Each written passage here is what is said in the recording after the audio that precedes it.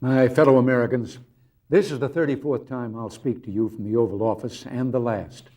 We've been together 8 years now, and soon it'll be time for me to go. But before I do, I wanted to share some thoughts, some of which I've been saving for a long time. It's been the honor of my life to be your president. So many of you have written the past few weeks to say thanks, but I could say as much to you. Nancy and I are grateful for the opportunity you gave us to serve. One of the things about the presidency is that you're always somewhat apart. You spend a lot of time going by too fast in a car someone else is driving and seeing the people through tinted glass, the parents holding up a child and the wave you saw too late and couldn't return. And so many times I wanted to stop and reach out from behind the glass and connect.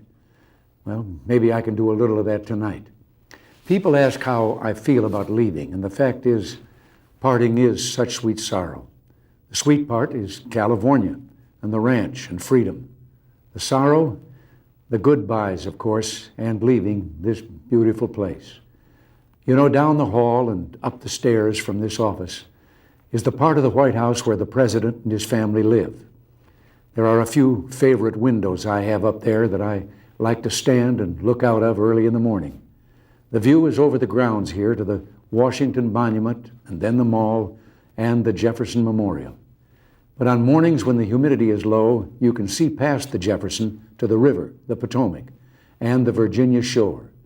Someone said that's the view Lincoln had when he saw the smoke rising from the Battle of Bull Run. Well, I see more prosaic things. The grass on the banks, the morning traffic as people make their way to work, now and then a sailboat on the river. I've been thinking a bit at that window.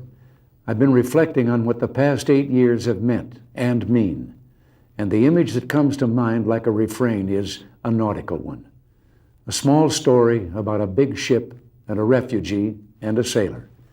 It was back in the early 80s, at the height of the boat people, and the sailor was hard at work on the carrier Midway, which was patrolling the South China Sea. The sailor, like most American servicemen, was young, smart, and fiercely observant. The crew spied on the horizon a leaky little boat, and crammed inside were refugees from Indochina hoping to get to America. The Midway sent a small launch to bring them to the ship in safety. As the refugees made their way through the choppy seas, one spied the sailor on deck and stood up and called out to him. He yelled, "Hello, American sailor. Hello, freedom man." A small moment with a big meaning. A moment the sailor who wrote it in a letter couldn't get out of his mind. And when I saw it, neither could I. Because that's what it was to be an American in the 1980s. We stood again for freedom. I know we always have, but in the past few years, the world, again and in a way we ourselves, rediscovered it. It's been quite a journey this decade, and we held together through some stormy seas. And at the end, together, we're reaching our destination. The fact is, from Grenada to the Washington and Moscow summits, from the recession of 81 to 82, to the expansion that began in late 82 and continues to this day, we've made a difference. The way I see it, there were two great triumphs, two things that I'm proudest of. One is the economic recovery, in which the people of America created and filled 19 million new jobs. The other is the recovery of our morale. America is respected again in the world and looked to for leadership. Something that happened to me a few years ago reflects some of this. It was back in 1981, and I was attending my first big economic summit, which was held that year in Canada. The meeting place rotates among the member countries. The opening meeting was a formal dinner for the heads of government of the 7 industrialized nations. Well, I sat there like the new kid in school and listened. And it was all Francois this and Helmut that. They dropped titles and spoke to one another on a first-name basis. Well, at one point, I sort of leaned in and said, "My name's Ron." But in that same year, we began the actions we felt would ignite an economic comeback. Cut taxes and regulation, started to cut spending, and soon the recovery began. 2 years later, another economic summit with pretty much the same cast. At the big opening meeting, we all got together, and all of a sudden, and just for a moment, I saw that everyone was just sitting there looking at me. And then one of them broke the silence. "Tell us about the American miracle," he said. Well, back in 1980, when I was running for president, it was all so different. Some pundits said our programs would result in catastrophe. Our views on foreign affairs would cause war. Our plans for the economy would cause inflation to soar and bring about economic collapse. I even remember one highly respected economist saying back in 1982 that the engines of economic growth have shut down here, and they're likely to stay that way for years to come. Well, he and the other opinion leaders were wrong. The fact is, what they called radical was really right. What they called dangerous was just desperately needed. And in all of that time, I won a nickname, the Great Communicator. But I never thought it was my style or the words I used that made a difference. It was the content. I wasn't a great communicator, but I communicated great things. And they didn't spring full bloom from my brow. They came from the heart of a great nation, from our experience, our wisdom, and our belief in the principles that have guided us for 2 centuries. They called it the Reagan Revolution. Well, I'll accept that. But for me, it always seemed more like the great rediscovery, a rediscovery of our values and our common sense. Common sense told us that when you put a big tax on something, the people will produce less of it. So we cut the people's tax rates, and the people produced more than ever before. The economy bloomed like a plant that had been cut back and could now grow quicker and stronger. Our economic program brought about the longest peacetime expansion in our history. Real family income up, the poverty rate down, entrepreneurship booming, and an explosion in research and new technology. We're exporting more now than ever because American industry became more competitive. And at the same time, we summoned the national will to knock down protectionist walls abroad instead of erecting them at home. Common sense also told us that to preserve the peace, we'd have to become strong again after years of weakness and confusion. So we rebuilt our defenses. And this new year, we toasted the new peacefulness around the globe. Not only have the superpowers actually begun to reduce their stockpiles of nuclear weapons, and hope for even more progress is bright, but the regional conflicts that rack the globe are also beginning to cease. The Persian Gulf is no longer a war zone. The Soviets are leaving Afghanistan. The Vietnamese are preparing to pull out of Cambodia. And an American-mediated accord will soon send 50,000 Cuban troops home from Angola.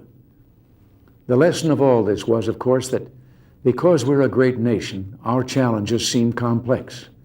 It will always be this way. But as long as we remember our first principles and believe in ourselves, the future will always be ours. And something else we learned. Once you begin a great movement, there's no telling where it'll end. We meant to change a nation, and instead, we changed a world. Countries across the globe are turning to free markets and free speech, and turning away from the ideologies of the past. For them, the great rediscovery of the 1980s has been that, lo and behold, the moral way of government is the practical way of government. Democracy, the profoundly good, is also the profoundly productive. When you've got to the point where you can celebrate the anniversaries of your 39th birthday, you can sit back sometimes, review your life, and see it flowing before you. For me, there was a fork in the river, and it was right in the middle of my life. I never meant to go into politics. It wasn't my intention when I was young. But I was raised to believe you had to pay your way for the blessings bestowed on you.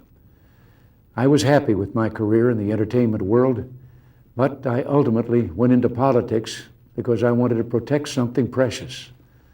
Ours was the first revolution in the history of mankind that truly reversed the course of government, and with 3 little words: we the people. We the people tell the government what to do. It doesn't tell us. We the people are the driver. The government is the car, and we decide where it should go and by what route and how fast. Almost all the world's constitutions are documents in which governments tell the people what their privileges are.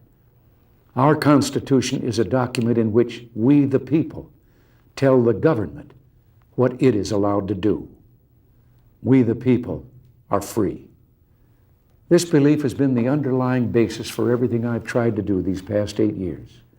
But back in the 1960s, when I began, it seemed to me that we'd begun reversing the order of things, that through more and more rules and regulations and confiscatory taxes, the government was taking more of our money, more of our options, and more of our freedom.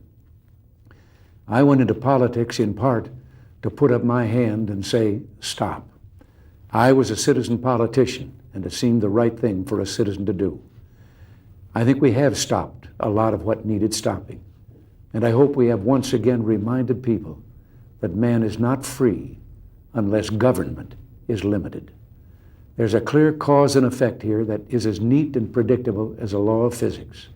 As government expands, liberty contracts. Nothing is less free than pure communism, and yet we have the past few years forged a satisfying new closeness with the Soviet Union. I've been asked if this isn't a gamble, and my answer is no, because we're basing our actions not on words, but deeds. The détente of the 1970s was based not on actions, but promises. They'd promised to treat their own people and the people of the world better, but the Gulag was still the Gulag, and the state was still expansionist, and they still waged proxy wars in Africa, Asia, and Latin America. Well, this time, so far, it's different. President Gorbachev has brought about some internal democratic reforms and begun the withdrawal from Afghanistan. He has also freed prisoners whose names I've given him every time we've met. But life has a way of reminding you of big things through small incidents. Once during the heady days of the Moscow summit, Nancy and I decided to break off from the entourage one afternoon to visit the shops on Arbat Street. That's a little street just off Moscow's main shopping area. Even though our visit was a surprise, every Russian there immediately recognized us and called out our names and reached for our hands. We were just about swept away by the warmth. You could almost feel the possibilities in all that joy. But within seconds, a KGB detail pushed their way toward us and began pushing and shoving the people in the crowd. It was an interesting moment.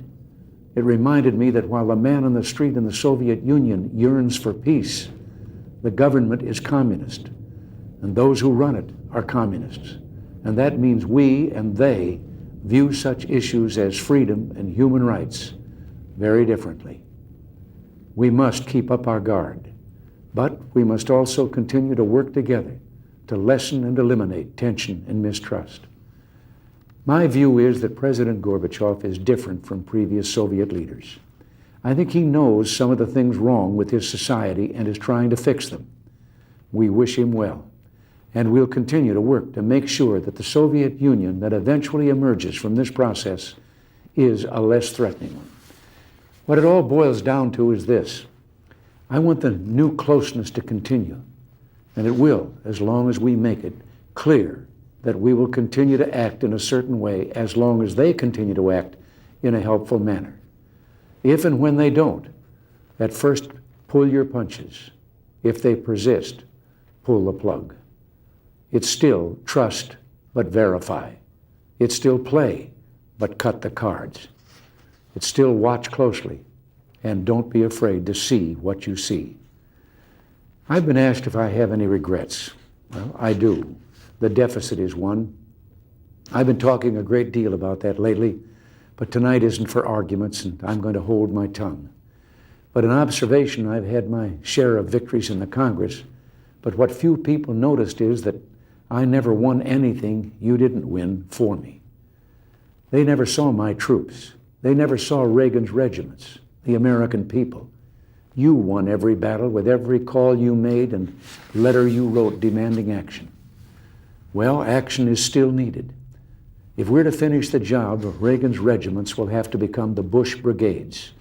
Soon he'll be the chief, and he'll need you every bit as much as I did. Finally, there is a great tradition of warnings in presidential farewells. And I've got one that's been on my mind for some time. But oddly enough, it starts with one of the things I'm proudest of in the past 8 years, the resurgence of national pride that I called the new patriotism. This national feeling is good, but it won't count for much, and it won't last unless it's grounded in thoughtfulness and knowledge.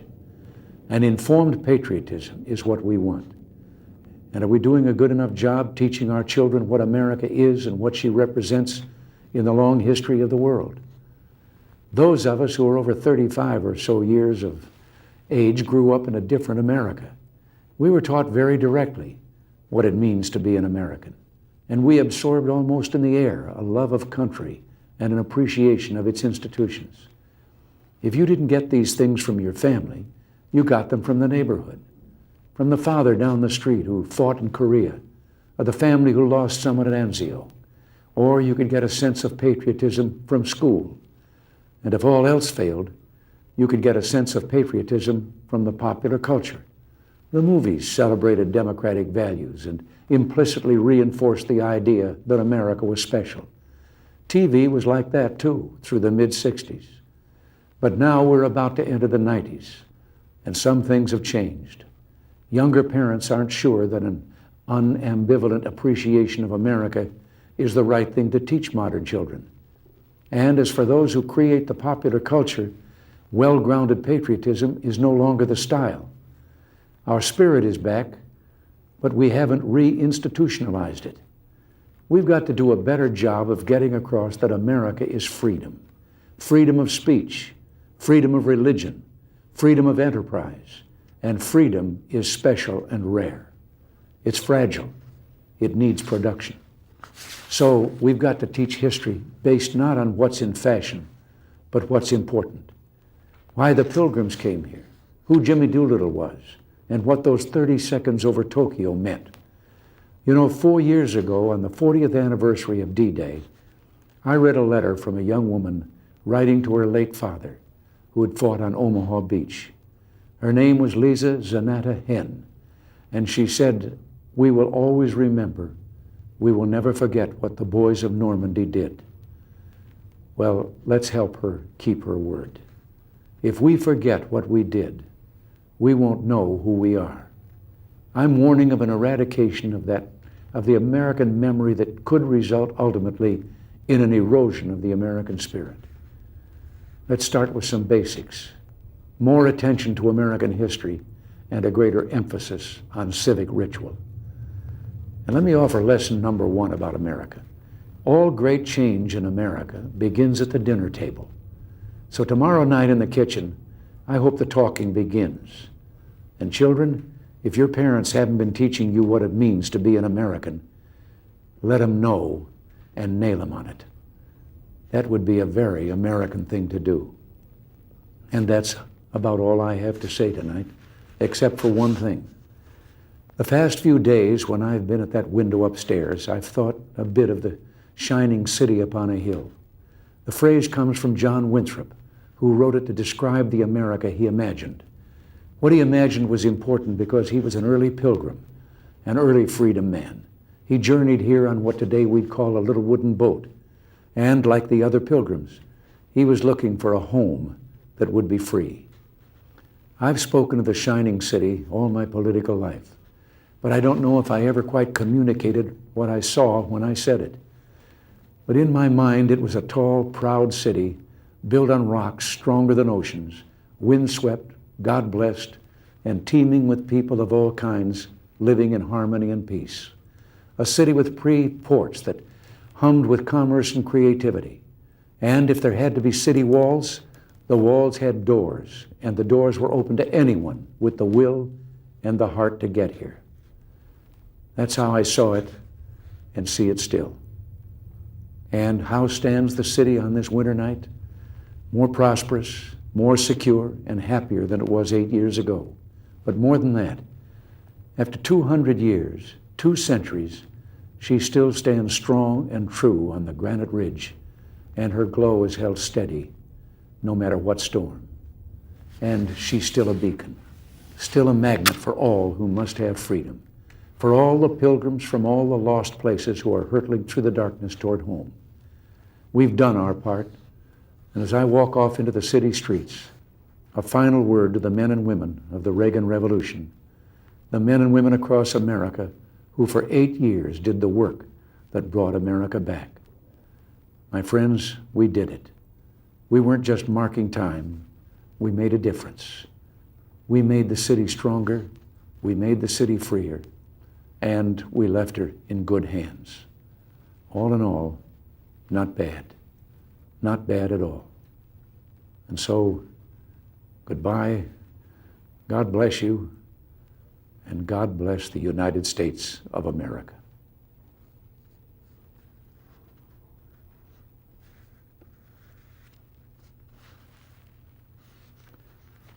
Good.